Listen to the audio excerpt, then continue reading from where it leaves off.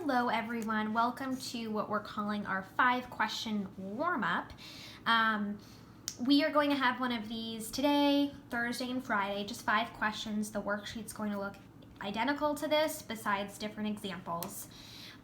So I'm going to show you numbers 1 through 4 and then really dive into 5 because the last couple of days we've been doing very well measuring to the nearest inch and the nearest half inch. But a 3rd grade standard is taking it a step farther and measuring to the nearest 1/4 inch.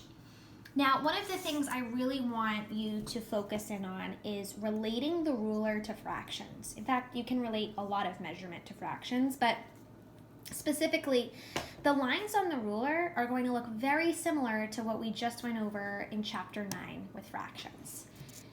So, we're going to really get into this whole concept for number 5. Let's run through 1 through 4. So I'm measuring this black line here, and that's why you don't need your own ruler. And you're going to notice, like my ruler that I bought at the store is different than this ruler on the worksheet. Notice it has way more lines. It has double lines. This one has 16 mini lines between each inch, and this one has 8. So this one is a little bit simpler than this one because it has less lines. But, you know, they're still the same measurement. So again, always starting at that 0 right at the edge. We've got 1 inch, 2 inches, and then that 2.5 mark. Number 2 brings us past the 5, halfway to the 6, 5.5. Number 3, right to the 2 inches. And number 4, right to that 3-inch mark. And again, I know it's inches because that's what the direction's talking about, inches. All right, here we go. So notice that I have labeled my ruler. Using this ruler on the worksheet, everything is separated just like this with these fractions out of 4. Okay, so here's 0, and then this longer line here is 1/4 of the way.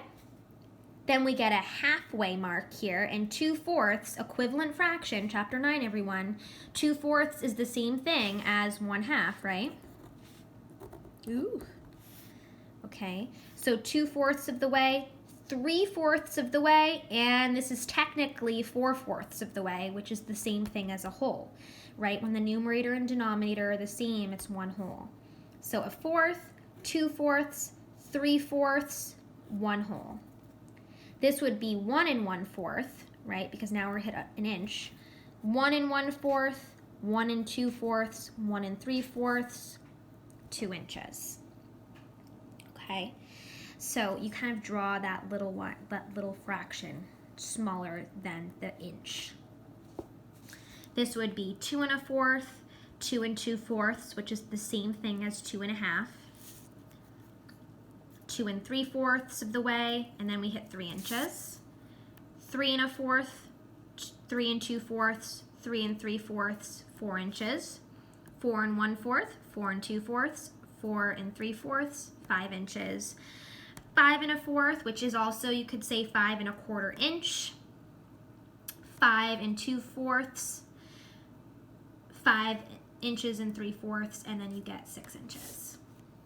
So really relate this to fractions like we did in chapter 9. Okay.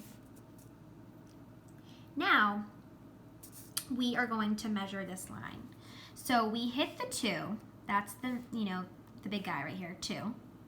And it goes right to the 1/4 mark.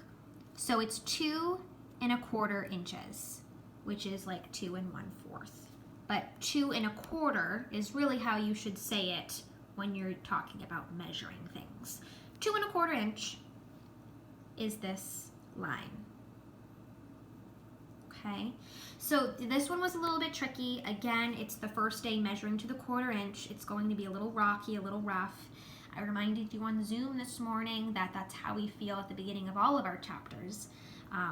and then we look back and we say, remember when we were so confused on multiplication and fractions, and then we feel better about it at the end. So it's going to be the same thing with measuring, but we're going to take it nice and slow and make sure that the most critical points of this chapter are learned.